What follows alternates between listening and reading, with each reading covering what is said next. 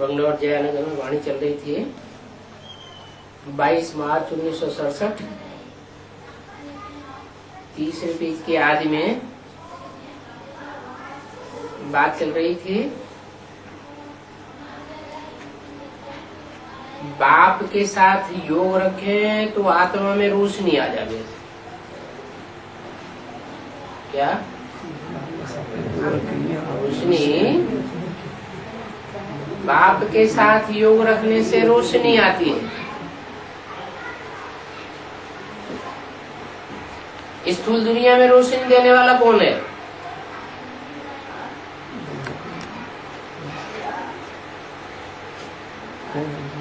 ये दुनिया है, इसमें रोशनी कब होती है? जब सूर्य निकलता है तो रोशनी होती है। क्योंकि सूर्य का संग मिलता है तो आंखों में रोशनी जगमगाती है, चारों तरफ उजेला हो जाता है। ऐसे ही ये जो ब्राह्मणों की संगम की दुनिया है, इसमें जिनका बाप ज्ञान सूर्य के साथ योग लग जाए तो आत्मा रोशनी में आ जाए। योग में ना रहने के कारण अंधेरा हो गया है। किसके साथ योग में न रहने के कारण? ज्ञान सूर्य बाप के साथ योग में न रहने के कारण अज्ञान का अंधेरा हो गया है। ज्ञान सूर्य बाप के साथ योग नहीं है तो किसके साथ योग रहा?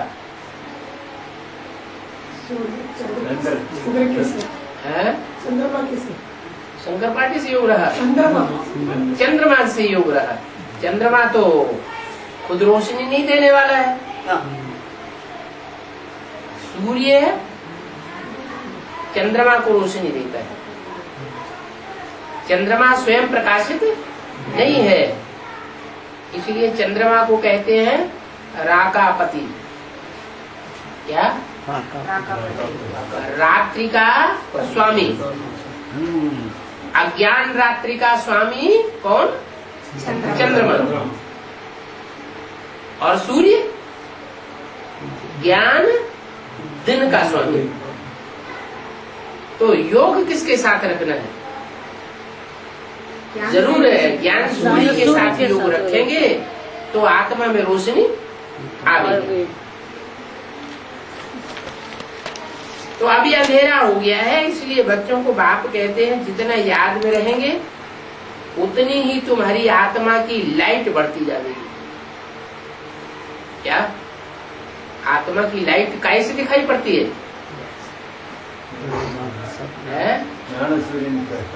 नहीं, आत्मा की लाइट, जिस आत्मा में लाइट बढ़ेगी, ज्ञान सूर्य के संग से, याद से लाइट बढ़ेगी, उसकी रोशनी कैसे दिखाई पड़ेगी? हाथों से दिखाई पड़ेगी, पांव से दिखाई पड़ेगी, आंखों से दिखाई पड़ती है।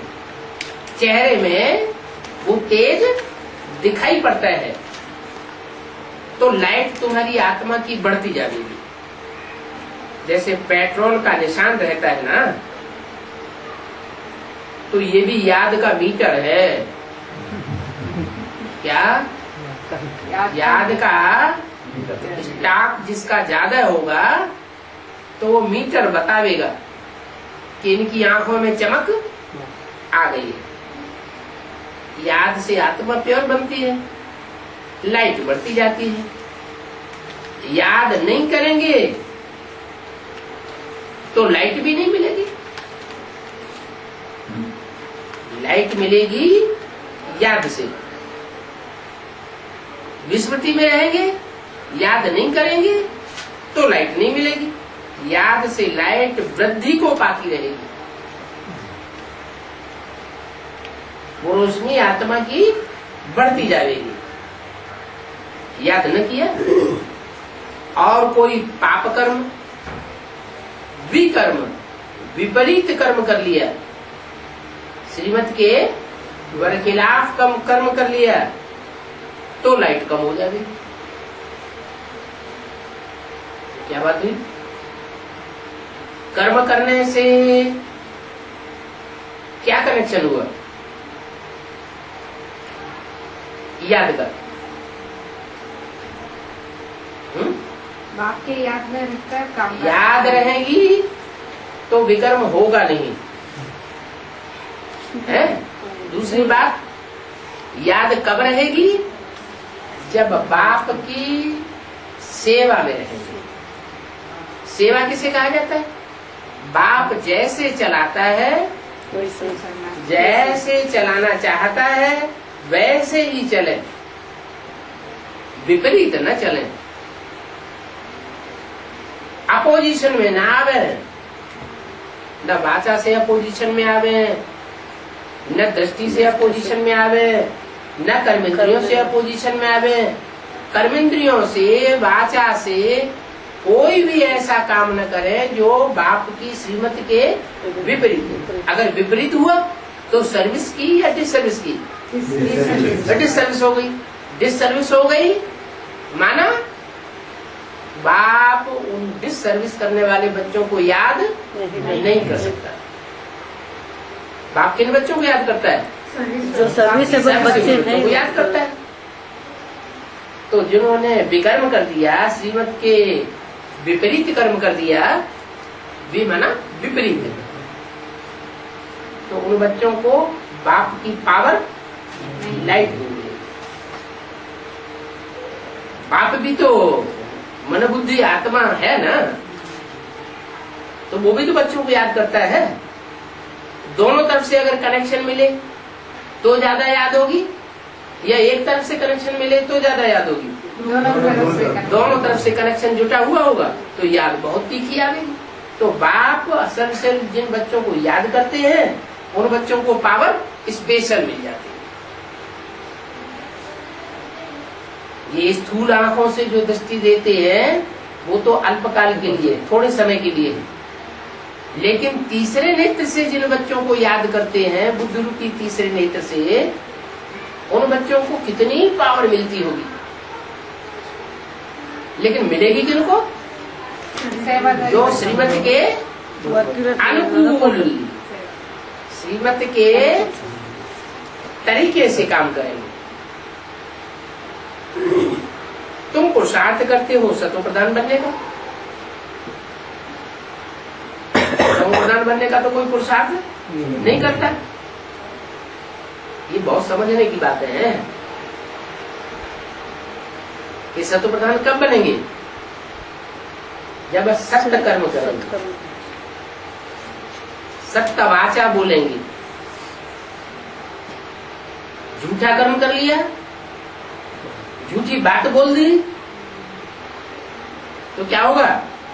सतो प्रधान आत्मा नहीं बन सकती। याद से तुम्हारी आत्मा पवित्र हो जाएगी। तुम लिख भी सकते हो, ये रचयिता और रचना का ज्ञान श्री कृष्ण नहीं दे सकते। क्या कहा? क्या लिख सकते हो? रचयिता का ज्ञान श्री कृष्ण नहीं दे सकते। रचना है, वो रचयिता का ज्ञान कैसे देगा? नहीं दे सकते। और रचना स्वयं भी अपना ज्ञान नहीं जान सकती जब तक बाप न बता दे।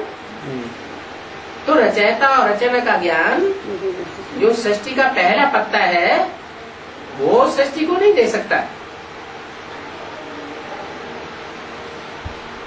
उसमें ज्ञान है ही नहीं। क्या? ज्ञान की रोशनी ज्ञान चंद्रमा में नहीं है। किसमें है? ज्ञान सूर्य में। वो सूर्य, ज्ञान सूर्य ही जब इस सृष्टि पर आते हैं सूर्य के रूप में, चंद्रमा के रूप में नहीं। चंद्रमा की रोशनी में और सूर्य की रोशनी में क्या अंतर है? चंद्रमा की रोशनी कीड़े मकोड़े खाने, सूर्य की रोशनी तीखी होती है, ज्ञान की रोशनी तीखी होती है। उनको कहते हैं राम के बाण। काय के बाण? ज्ञान के बाण। तीखे बाण होते हैं। और चंद्रमा की रोशनी कैसी होती है? शीतल होती है। तो शीतलता में जो काटने वाली आत्माएं, कीड़े मकोड़े जैसी, वो भी पलती रहती है। सूर्य की रोशनी में वो तिल मिला के खलास हो जाते हैं। तो उनमें ज्ञान नहीं है, कृष्ण में। उनको प्रारब्ध मिलती है। क्या बाप के यहाँ जन्म लेते हैं तो बाप से उनको प्रारब्ध नई दुनिया की मिल जाती। जरूर उन्होंने संगम युग में ऐसे कर्म किए होंगे। कैसे? कि बाप के ऊपर जीत पाई होगी। जिस बाप ने सतयुग में उन्हें जन्म दिया उसके ऊपर जीत पाई होगी। क्या जीत पाई है? हाँ, यज्ञ की संभाल की। वो तो छोड़ के चला गया, फेल हो गया, और इन्होंने संभाल किया तो वो प्रारब्ध मिल गई। क्या नई दुनिया की प्रारब्ध मिल गई। वो राम सीता वाली आत्माओं को उनका माँ बाप बन के बलि ढोनी पड़ती है। क्या माँ बाप बनते हैं और उनके लिए नई दुनिया सारी तैयार करते हैं। कैसे तैयार करते हैं? चैन की बंसी बजा के तैयार करते हैं या मारामारी की दुनिया में भागदौड़ करके तैयार करनी पड़ती है?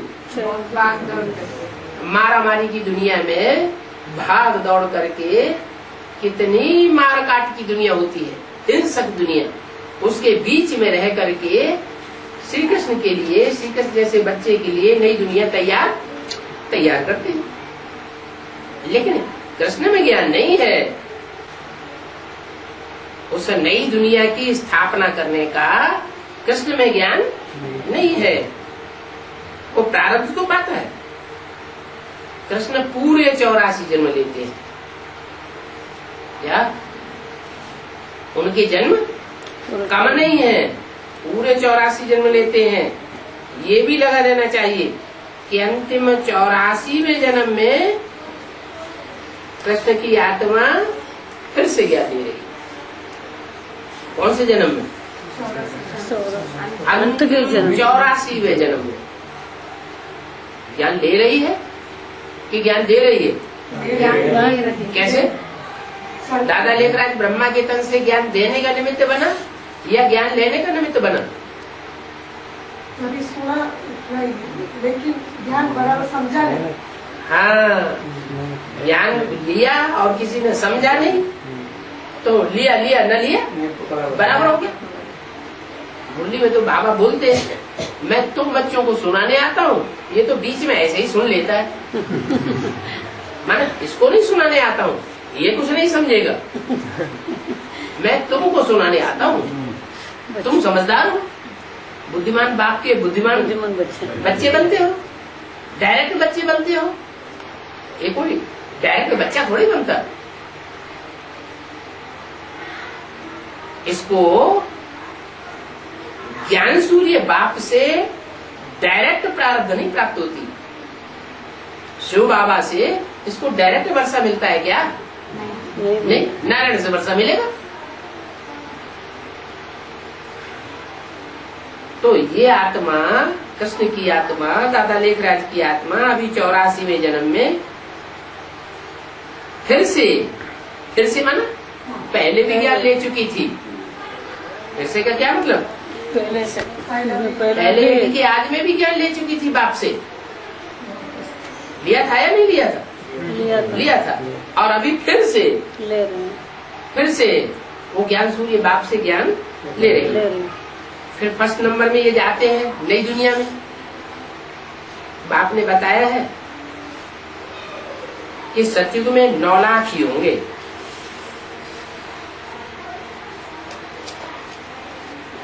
क्या जो एक्यूरेट सतयुग स्थापन होगा उसमें आबादी दुनिया की 9 लाख ही होगी। क्यों 9 लाख? क्यों कम ज्यादा क्यों नहीं है? 4.5 लाख आपको 4.5 क्योंकि 9 लाख सितारे दुनिया में गाए हुए हैं। क्या जो आसमान में सितारे हैं उनकी संख्या कितनी गाई हुई है? 9 लाख आसमान में सितारे चमकने वाले हैं। वो हैं आसमान के सितारे और ये है चैतन्य धरती के सितारे 9 लाख। उनमें भी 4.5 लाख चमकते हैं चंद्रमा की रोशनी में, और 4.5 लाख सूर्य के ज्ञान सूर्य की रोशनी में अपने ज्ञान को मर्ज कर देते हैं।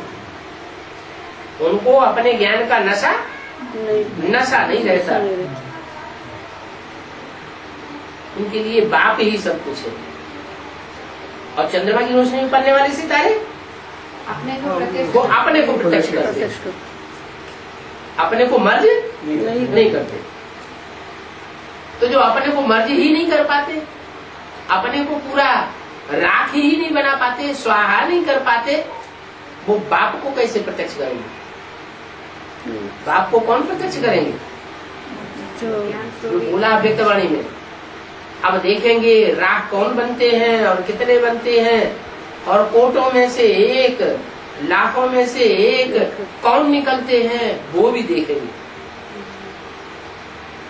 जो अपने देवान को राख बना दे, जैसे पांडवों का गायन है क्या, ऊंची स्टेज में जाकर गल मरे, अपने देवान को गला दिया। तो सतयुग में 9 लाख होंगे, वो फिर वृद्धि को पाते रहेंगे। उन 9 लाख में दास दासियां भी तो होंगी ना, सारी प्रजा ही प्रजा होगी, और प्रजा में दास दासियां भी होंगी। जो पूरे 84 जन्म लेते हैं, ऐसी दास दासियां भी होंगी क्या? दास दासियां भी कोई कम नहीं होंगी। कहेंगे इन्होंने पूरे 84 जन्म लिए, 84 जन्म ही जास्ती से जास्ती गिने जाते हैं। जो अच्छी रीति परीक्षा पास करेंगे वो तो पहले पहले आवेंगे, और जिन्होंने अच्छी रीति परीक्षा पास नहीं की है, कुछ कम मार्क्स पास किए हैं, वो बाद में आते जाएंगे। जितना देरी से जावेंगे, जितना देरी से दुनिया में, नई दुनिया में जावेंगे, उतना मकान पुराना तो कहेंगे ना। यस, एक जन्म के बाद कोई आता है तो कहीं 83 जन्म, 100-150 साल कम हो गया, माना मकान पुराना हो गया। नया मकान बनता है, कोई भी नया मकान बनता है तो दिन प्रतिदिन उसकी आयु कम होती जाती है। नए मकान बनने के बाद उसकी आयु बढ़ती है या घटती है? घटती जाती है। कोई नया मकान बनावे तो कहेंगे 2-3 वर्ष तक चलेगा, आखिरी वो मकान सड़ ही जाता है। वहां तो सोने के महल बनते हैं, कहाँ?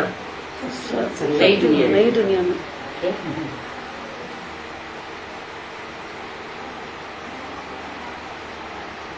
मिट्टी की ईंटों के मकान नहीं होंगे, पत्थर के मकान नहीं होंगे, सोने की ईंटें बनेंगी, कारखाना बनेगा।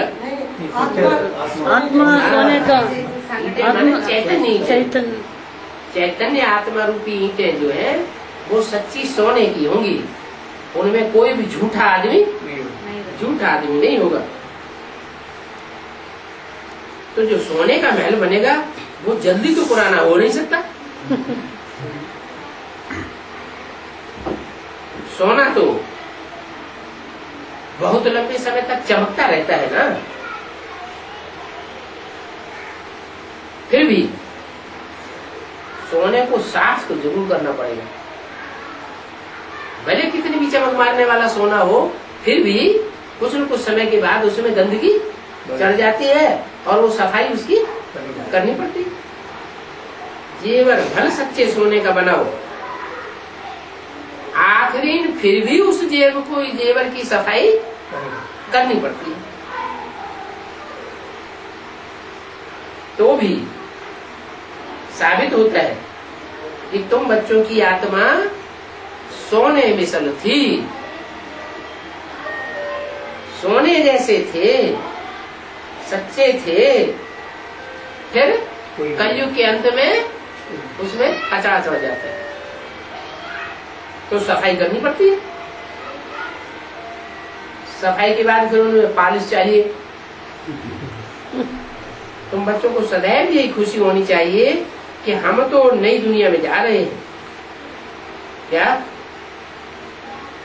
तुम बच्चों को ये खुशी होनी चाहिए, और तथाकथित बेसिक ब्राह्मण वालों को ये खुशी नहीं होगी। क्या कि हम नई दुनिया में जीते जी जाने वाले, वो क्या समझेंगे?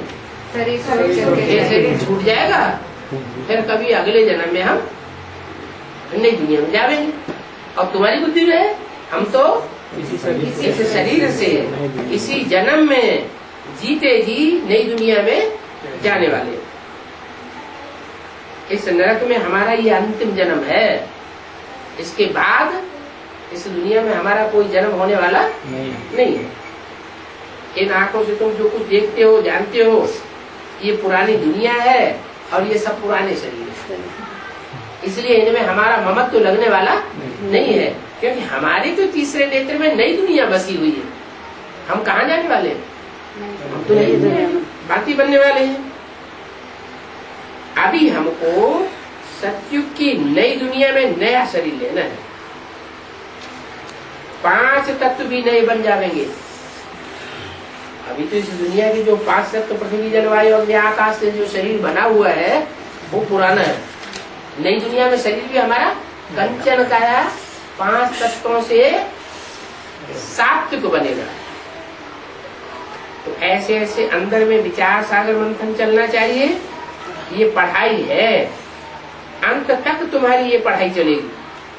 क्या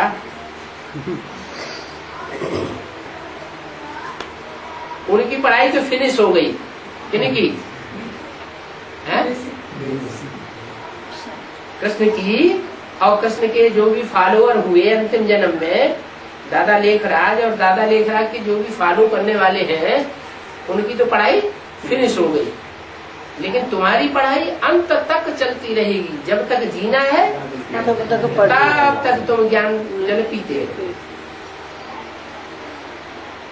पढ़ाई बंद हुई, जैसे ही तुम्हारी पढ़ाई बंद हुई तो विनाश हो जाएगा। क्या? तो पढ़ाई चलते रहना अच्छा है या पढ़ाई बंद होना अच्छा है? पढ़ाई चलते रहना क्या अच्छा है? चलते रहना अच्छा है बाबा। पढ़ाई चलती रहे। अच्छा, नहीं बाबा, जल्दी जल्दी नई दुनिया जाना है, इसलिए पढ़ाई खत्म होना जल्दी जल्दी जल्दी नई दुनिया में जाना है, इसलिए पढ़ाई खत्म होनी चाहिए ताकि बाबा भाग जाए। बाबा को भगाने का। जल्दी पढ़ाई बंद होगी तो विनाश हो जाएगा। तुमको स्टूडेंट अपने को समझकर ईश्वरीय पढ़ाई की खुशी में रहना चाहिए। क्या खुशी में रहना चाहिए? कि हमको भगवान पढ़ाते हैं। उन तथाकथित ब्राह्मणों को भगवान नहीं पढ़ाते। उनको कौन पढ़ाते हैं?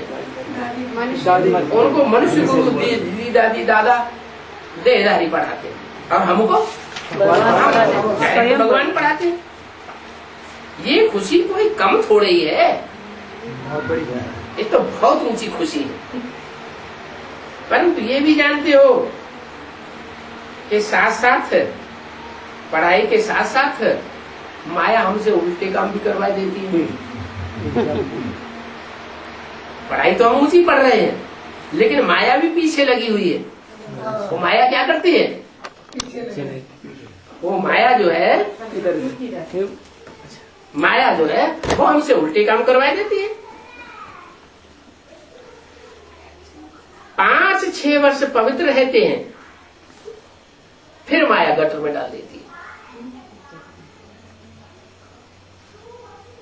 पढ़ाई तो हम ऊंची पढ़ते हैं, वो ऊंची पढ़ाई का प्रभाव ये होता है 5-6 साल तक भी हम अच्छे से चलते हैं, पवित्र रहते हैं, फिर माया गिरा देती। हम गिरा हूं, ये भावना पैदा हो जाती है। एक बार गिरे फिर वो अवस्था नहीं बन पाती। जैसे कि 5 मार से नीचे गिर जाते हैं,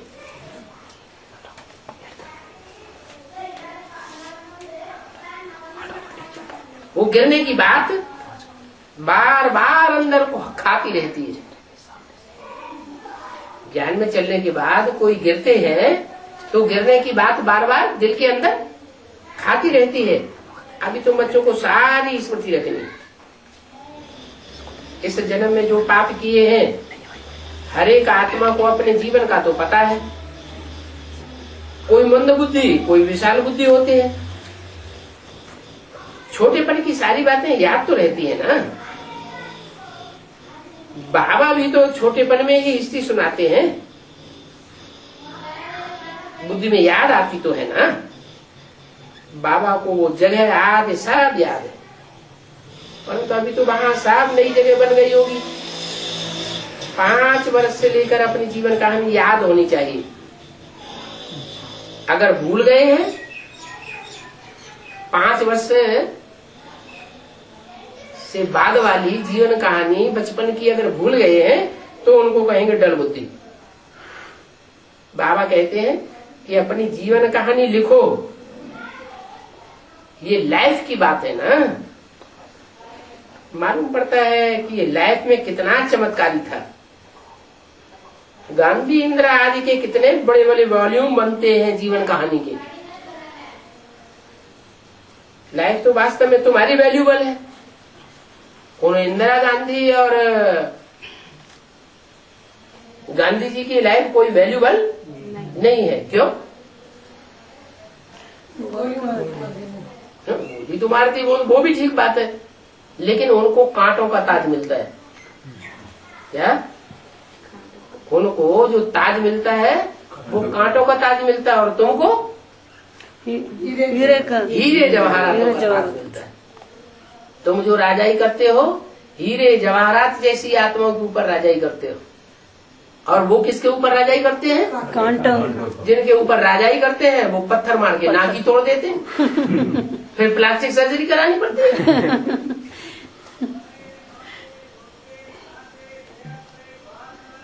तो लाइफ तो वास्तव में तुम्हारी वैल्यूबल है। तुम लोगों के आगे तो और कितने बड़े बड़े वॉल्यूम बनते हैं। लाइफ तो वास्तव में तुम्हारी वैल्यूबल। तुम लोगों के आगे कोई की भी लाइफ बर्थ ना टिपेनी है। तुम्हारी नजर में तो वो कोई लाइफ नहीं है। वंडरफुल लाइफ तुम्हारी ये है, ये है मोस्ट वैल्यूबल लाइफ। अमूल्य जीवन है। क्या अमूल्य जीवन? अमूल्य क्या होता है? चांदी, सोना, हीरा क्या मूल्य होता है? हीरा। हीरे की भी कीमत होती है, लेकिन कोई कोई हीरा ऐसा होता है जिसकी कीमत कोई आंक ही नहीं सकता। कौन सा हीरा? कोई नहीं हीरा ऐसा है जिसकी आज तक कोई कीमत आंक नहीं सका। तो तुम्हारी जीवन अमूल्य हुई ना। तुम्हारे इस जीवन की वैल्यू नहीं कही जा सकती है। इस समय तुम बहुत सर्विस करते हो। ये लक्ष्मी नारायण तो कुछ भी सर्विस नहीं करते हैं। कौन से लक्ष्मी नारायण? जो सत्युग के लक्ष्मी नारायण है, राधा कृष्ण के जन्म रूप में जन्म लेकर के प्रिंस बनते हैं, फिर बड़े होकर नारायण बनते हैं। उनकी तो कुछ भी वैल्यू नहीं है। क्यों? वो शरीर छोड़ दिया। नहीं, शरीर भी छोड़ दिया। सत्युग में जो लक्ष्मी नारायण जन्म लेंगे वो कोई की सेवा नहीं करें, विश्व का कल्याण नहीं करेंगे। वो कोई सेवा नहीं करते, इसलिए उनकी कोई वैल्यू नहीं है। तुम्हारी लाइफ बहुत वैल्यू है। जबकि औरों की भी ऐसी जीवन बनाने की तुम सर्विस करते हो, तो गायन लाइफ तुम्हारी लाइफ हो जाती है। वैष्णो देवी का भी मंदिर है ना। मंदिर किस बात की यादगार है? हाँ, मंदिर जो बना है वो प्योरिटी की यादगार है।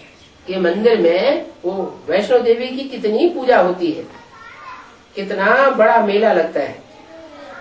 अभी तुम सब वैष्णव। मनुष्यों की तो ये भी बुद्धि नहीं चलती है कि एक ही सिर्फ वैष्णव थोड़ा ही होगा।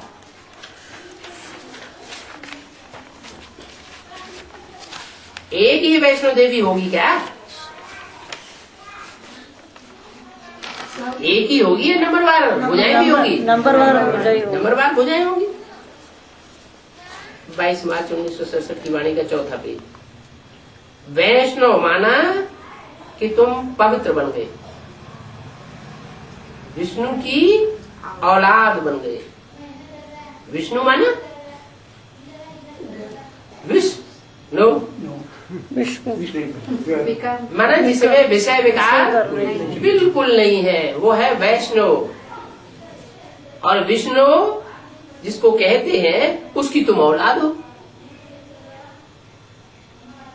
तो जैसे तुम्हारे रचयिता वैसे तुम रचना बन जाते हो, तुम भी पवित्र बनते हो। खान पान भी तुम्हारा वैष्णव है। पहले नंबर विकार में तो तुम वैष्णव हो ना। क्या विकारों की जो बातें हैं, विकारों को ग्रहण करने की जो बातें हैं, उनमें तुम वैष्णव हो। तुम विकारों को ग्रहण नहीं करते हो। जगदम्बा की ये सब बच्चियां ब्रह्मा कुमार कुमारियां है ना, ब्रह्मा और सरस्वती, बाकी सब है उनकी संतान। किनकी? ब्रह्मा और सरस्वती किसकी संतान है? जगदम्बा की ये सब बच्चियां ब्रह्मा कुमार कुमारी है, ब्रह्मा और सरस्वती। जो भी पुराने हैं वो सब किसकी संतान हुए? जगदम्बा की संतान है। और बाकी सब है उनकी संतान। किनकी संतान? ब्रह्मा सरस्वती की संतान। नंबरवार देवियां हैं जिनकी पूजा होती है। बाकी इतनी भुजाएं आदि जो दे दी है वो सब फालतू है। तुम बहुतों को आप समान बनाते हो तो इतनी भुजाएं दे दी है। ब्रह्मा को भी 1000 भुजाओं वाला, 100 भुजाओं वाला दिखाते हैं ना। तो ब्रह्मा को भी इतने सहयोगी होंगे ना। ये सब भक्ति मार्ग की बातें समझाई जाती है। क्या ब्रह्मा को इतनी भुजाएं देते हैं और शंकर को भुजाएं नहीं देते। जो 2 भुजाएं दी है वो भी जगन्नाथ के मंदिर में काटी हुई दिखाई गई। तो ये क्या है?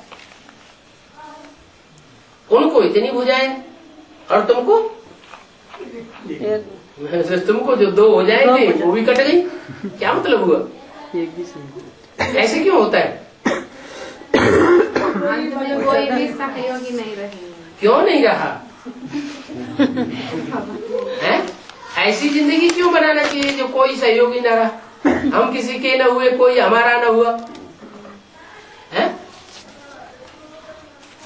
जिंदगी ऐसी बनानी चाहिए कि हम दूसरों की सहयोग करें, दूसरे हमारा सहयोग करें।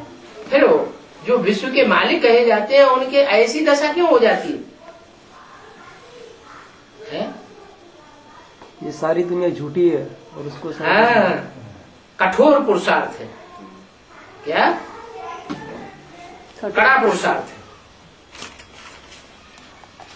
जो कड़क काम करने वाला होता है उसका सहयोगी बिरले निकलते हैं, और जो सहज रूप में काम करने वाला होता है उसके सहयोगी ढेर सारे हो जाते हैं।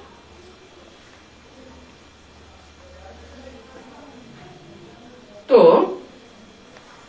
तुम जानते हो कि ब्रह्मा को कितनी भुजाएं हैं। इतनी भुजाएं होने का राज क्या है? सब सहयोगी। उनका पार्ट है सहज पुरुषार्थ करने का पार्ट, और तुम्हारा है कठोर पुरुषार्थ करने का पार्ट। तुम जो पुरुषार्थ करते हो, जितनी ऊंचाई का पुरुषार्थ करते हो, उतना पुरुषार्थ कोई बिरले ही करें। ये सब भक्ति मार्ग की बातें हैं।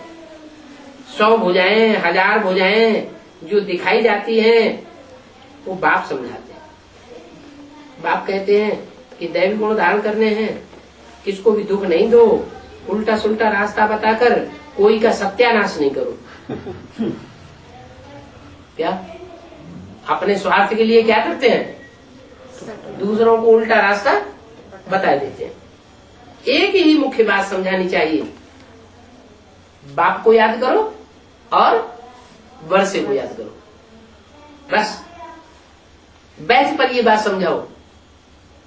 बैज में एक तरफ है त्रिमूर्ति शिव और दूसरी तरफ है वर्षा लक्ष्मी नारायण। दोनों की अच्छी तरह समझाने दो और लंबा लंबा समझाने की दरकार नहीं। कोई जरूरी नहीं कि 4-5 चित्रों पर समझाना है। कोई को निश्चय बैठाने के लिए 2 चित्र ही काफी है जो बैज में दिए हुए हैं।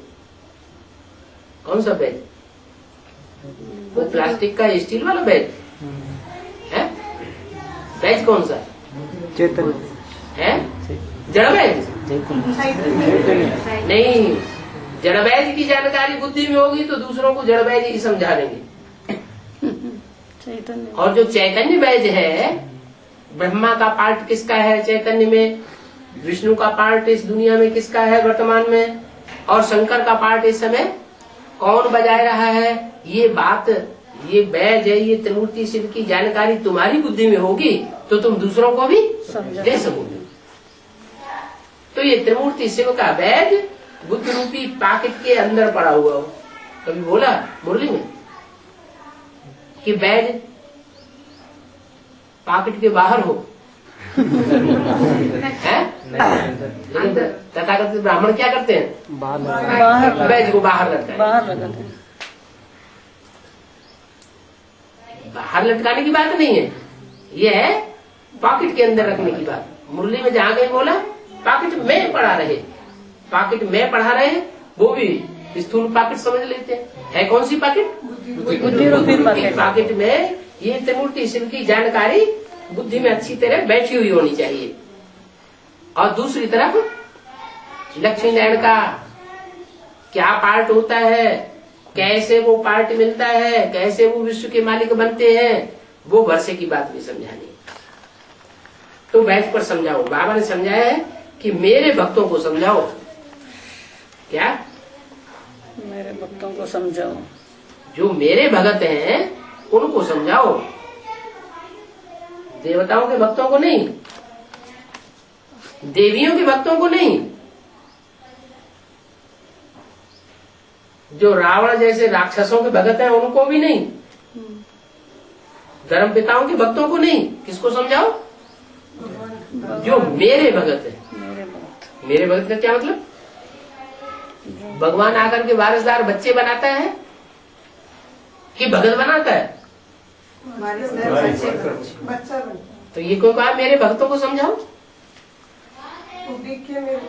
बेसिक नॉलेज नहीं, मेरे भगत जो सुप्रीम कोर्ट बाप इस सृष्टि पर आते हैं वो तो वारिसदार बच्चे ही बनाते हैं, लेकिन जिसमें प्रवेश करते हैं उसकी प्रजा भी बनती है, उसके वारिसदार बच्चे भी बनते हैं, उसके दास दासी भी बनते हैं और उसके भगत भी बनते हैं।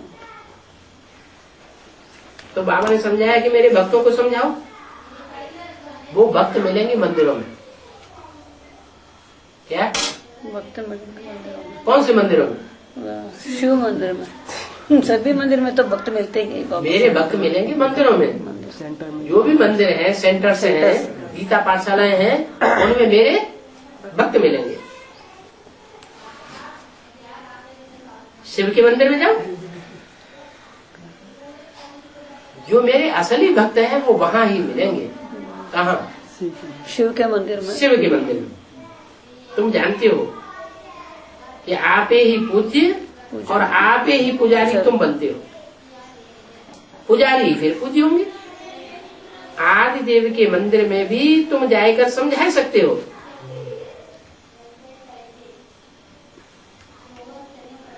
ये प्रजापिता ब्रह्मा है।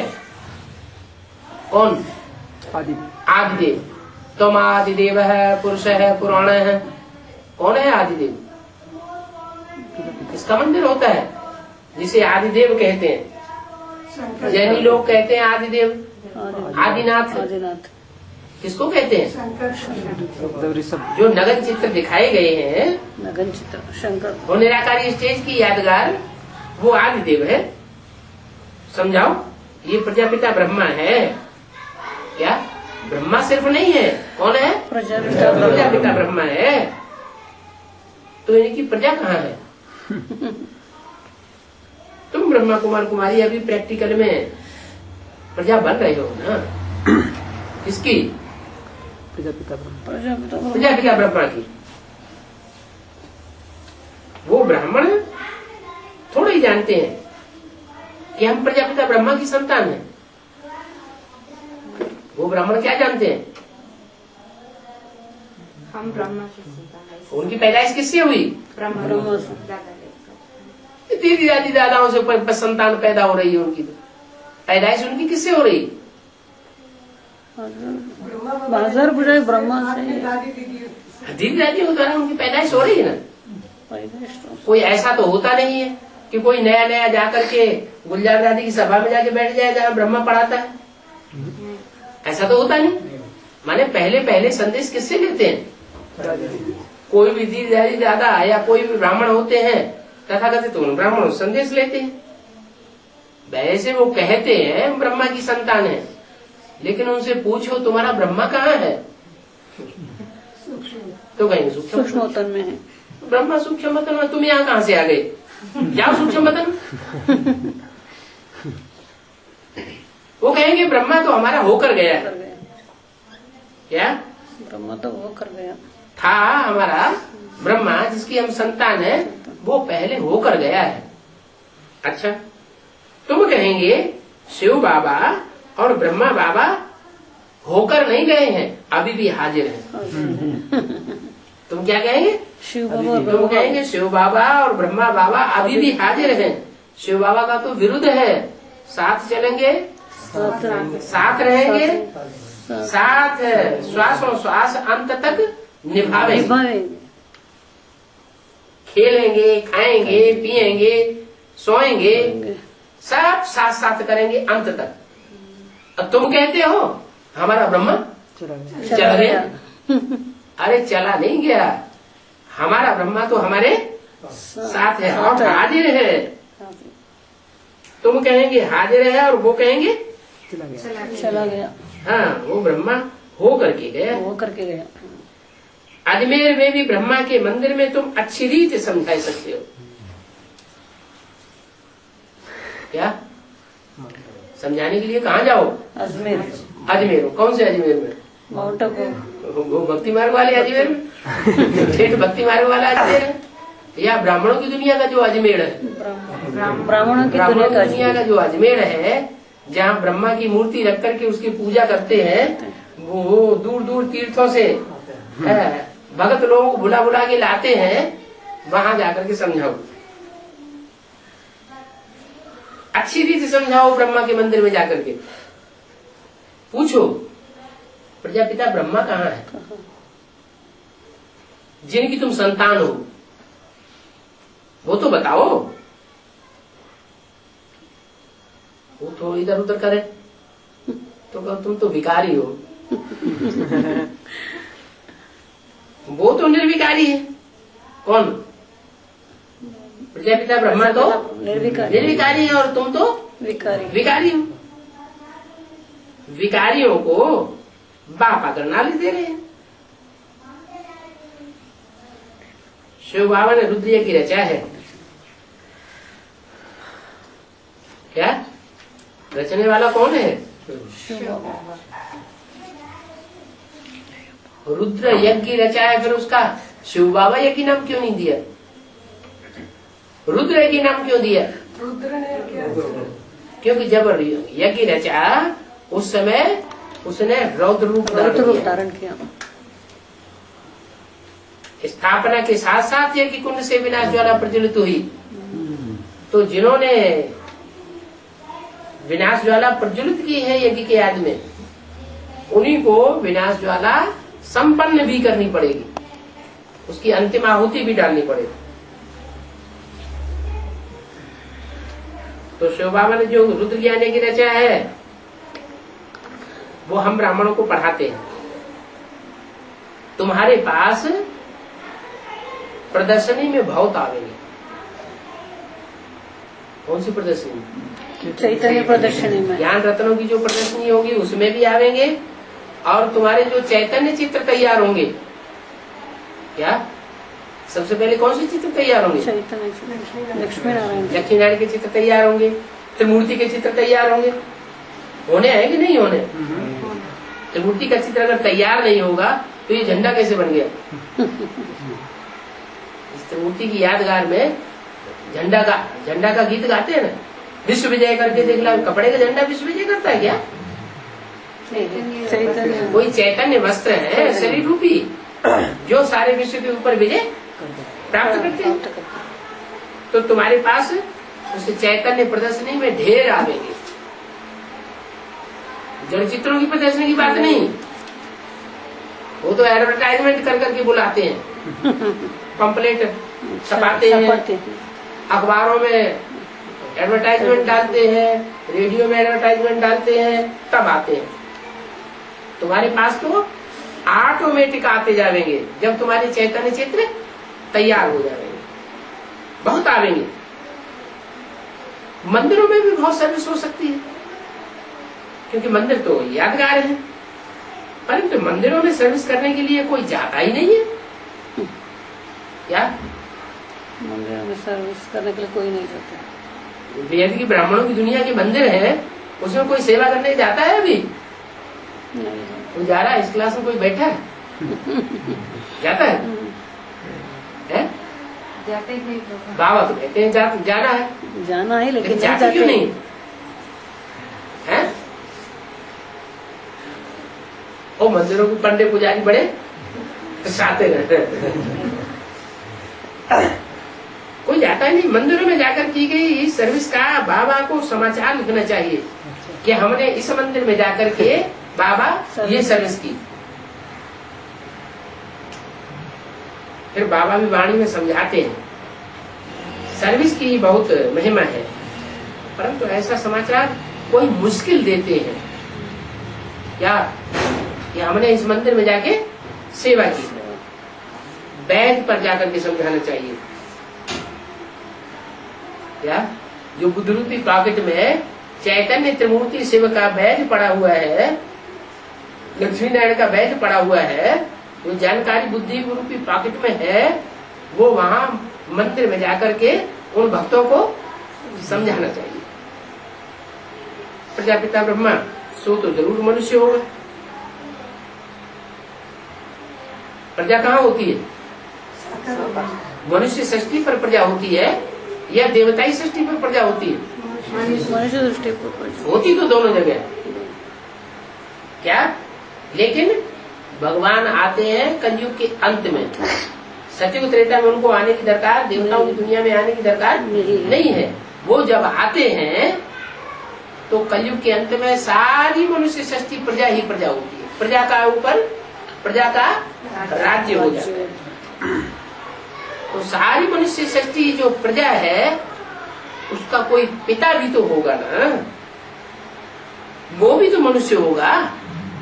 मनुष्यों को पिता मनुष्य। परम पिता परमात्मा ने ब्रह्मा विष्णु शंकर को रचा। कहाँ से रचा? कोई ऊपर से रच के लाए क्या?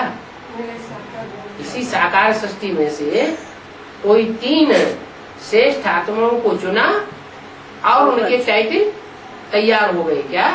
ये ब्रह्मा, ये विष्णु, ये शंकर। तुम बच्चे जानते हो कि इनमें प्रवेश करके तुम बच्चों को ज्ञान दे रहे हैं। किनमें प्रवेश करके? ब्रह्मा और प्रजापिता। ब्रह्मा में और प्रजापिता ब्रह्मा में प्रवेश करके तुम बच्चों को ज्ञान दे रहे हैं, स्वर्ग की स्थापना कर रहे हैं। ये सब बच्चे तो अच्छी रीति नहीं समझा सकेंगे क्या कि इनमें प्रवेश करके ज्ञान दे रहे हैं का मतलब क्या होता है। इनमें माना प्लूरल, बहुवचन। इनमें माने कौन?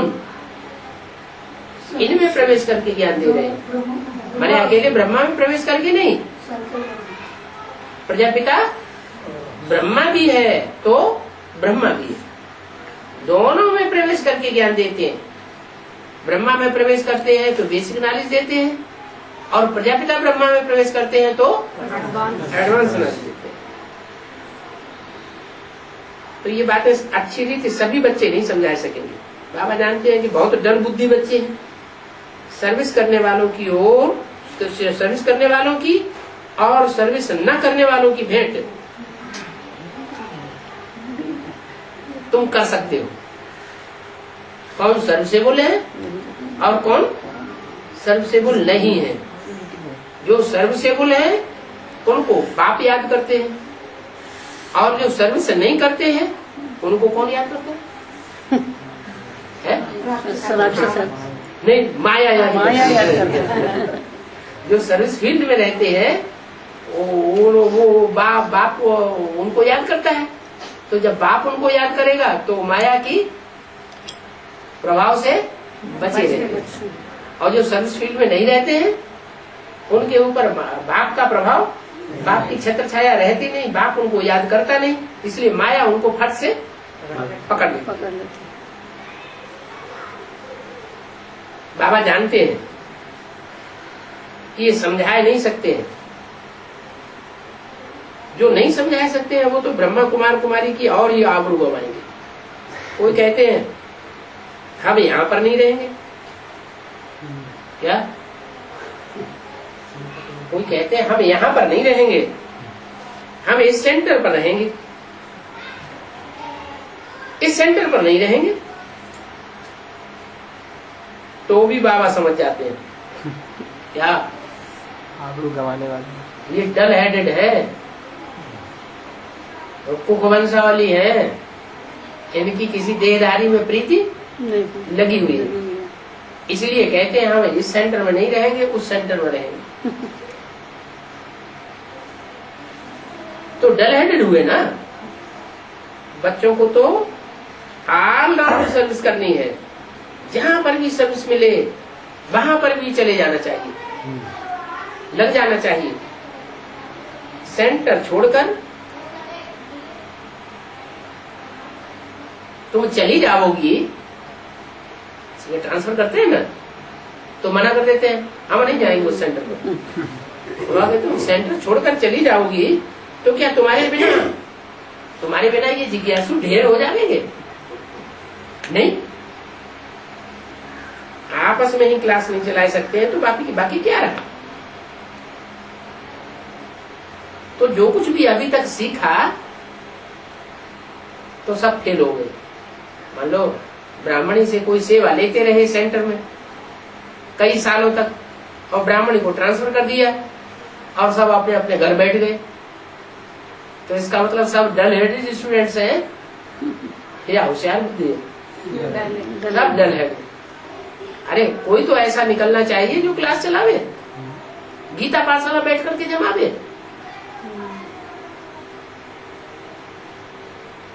तो सीखा और क्या किया? विघ्न भी अनेक प्रकार के पड़ते हैं।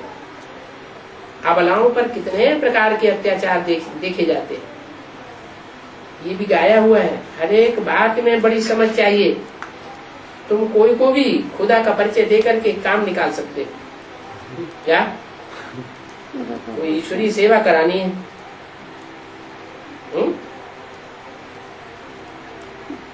तो ईश्वरीय सेवा जिससे करानी है, कोई बड़ा ऑफिसर है समझो, उससे ईश्वरीय सेवा करानी है तो उसको परिचय देने लग पड़ो। ईश्वरीय ज्ञान का परिचय देने लग पड़ेंगे तो भी वो खुश हो जाएगा और यज्ञ का काम कर देगा।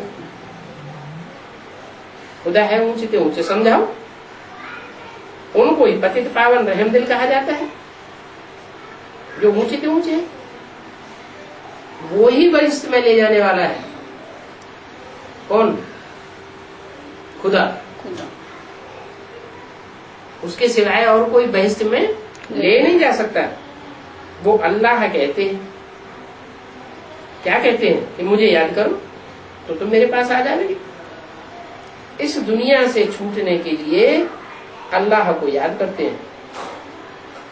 सच में तो कोई याद नहीं करते हैं। सच की तो स्थापना हो रही है, वहां कोई अल्लाह को याद नहीं करते।